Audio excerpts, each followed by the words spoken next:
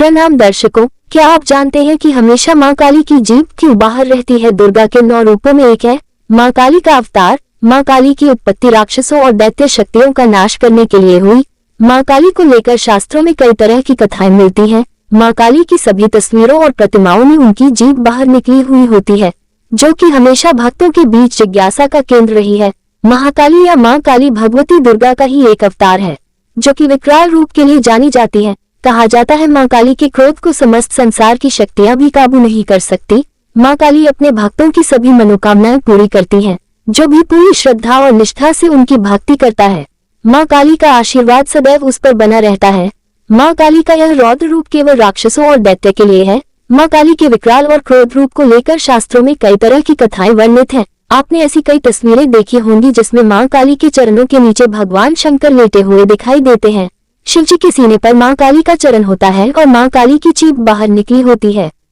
कहा जाता है कि मां काली के क्रोध के आगे भगवान शंकर भी नतमस्तक हो गए थे।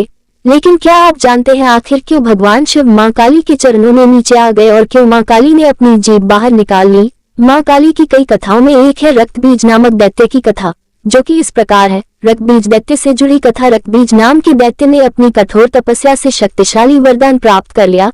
इस वरदान के अनुसार यदि रक्तबीज के खून की एक बूंद भी धरती पर गिरी तो उससे कई दैत्यों का जन्म हो जाएगा। इस तरह का वरदान प्राप्त कर रक्तबीज अपनी शक्तियों का गलत तरीके से प्रयोग करने लगा।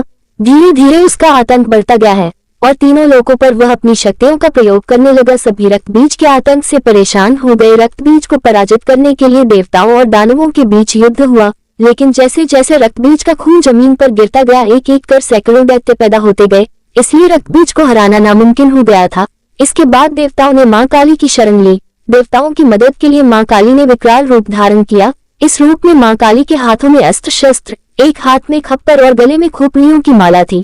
लेकिन रक्तबीज का खून जमीन पर गिरते ही कई राक्षस पैदा होते जा रहे हैं।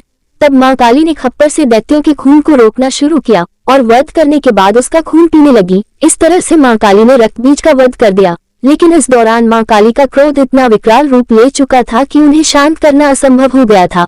मां काली के क्रोध को कम करने से लिए सभी देवतागण शिवजी की शरण में पहुंचे और उनसे मां काली को शांत करने के लिए विनती की। तब भगवान शिव मां काली के मार्ग पर लेट गए। जैसे ही भगवान शिवजी के सीने पर मां काली का चरण स्पर्श हुआ तो उनकी जिह्वा जीभ बाहर आ गई और इसके बाद मां काली का क्रोध स्वतः शांत हो गया।